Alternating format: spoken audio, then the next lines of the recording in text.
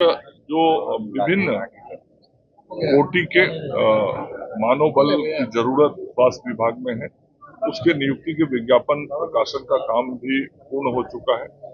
35,000 से अधिक पदों पर नई बहाली के लिए स्वास्थ्य विभाग के द्वारा जो अधियाचना बीपीएससी और बीटीएससी में भेजी गई थी, वह अधियाचना का विज्ञापन प्रकाशित हो गया। मतलब नियुक्ति की प्रक्रिया अब फाइनल स्टेज में है।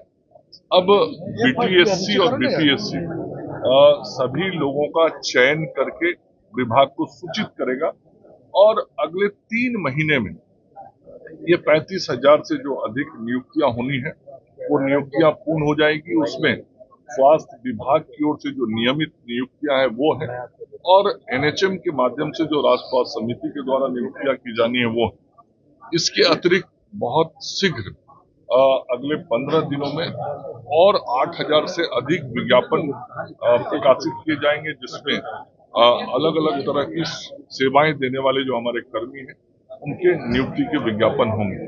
तो एचआर की जो नियुक्ति स्वास्थ्य विभाग में करनी है वो कार्रवाई बहुत तेजी से चल रही है, और कुल मिलाकर आयुष सहित समस्त स्वास्थ्य व्यवस्थाओं को बेहतर करने में लगे। सर, तेजस्वी यादव कह रहे हैं कि सत्ता में जब आएंगे तो ताड़ी को उद्योग का दर्जा देंगे।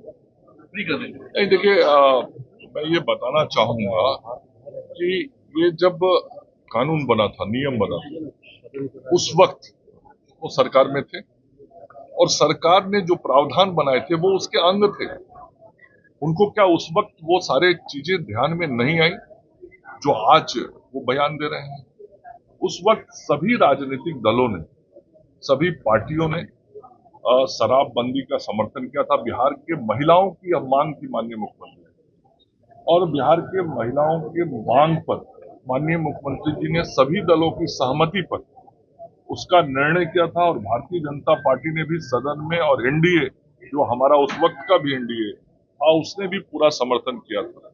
और जो तेजस्वी जी आज चुनाव नजदीक देख के बयानबाजी कर रहे हैं, उनको उस वक्त की सरकार में उप मुख्यमंत्री का दायित्व मिला हुआ, तो क्या उस वक्त वो बिना पढ़े समझे जाने सभी चीजों पे हाँ बोले जा रहे थे? या तो वो माने कि मैं नासमझ था, मुझे मालूम ही नहीं था कि सरकार में क्या हो। लेकिन बात ऐसी नहीं, वो सब समझते थे उस वक्त भी, आज भी समझते। उनकी कतई मंशा उस समाज के हित की नहीं है। उस समाज की हित की चिंता तो वास्तव में मुख्यमंत्री नीतीश कुमार जी को है, जिन्होंने उस समाज की चिंता करके बिहार के लिए एक विशेष नीरा की योजना बनाई।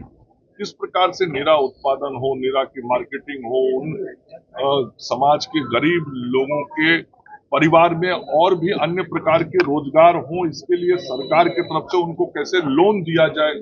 उस समाज के लोगों में तो आज खुशी है, जो जिस समाज के लोग ताड़ी का काम करते हैं, आज वो समाज मानता है कि माननीय मुख्यमंत्री नीतीश कुमार जी ने उनके परिवार के विकास के लिए नई योजनाएं बनाई, नया कार्यक्रम दिया, उनके परिवार को रोजगार के लिए सरकार की तरफ से साधन सुविधाएं उपलब्ध कराई, जिसके कारण आज उस समाज का पूरा समर्थन लगातार मुख्यमंत्री जी और एनडीए को प्राप्त रहता है।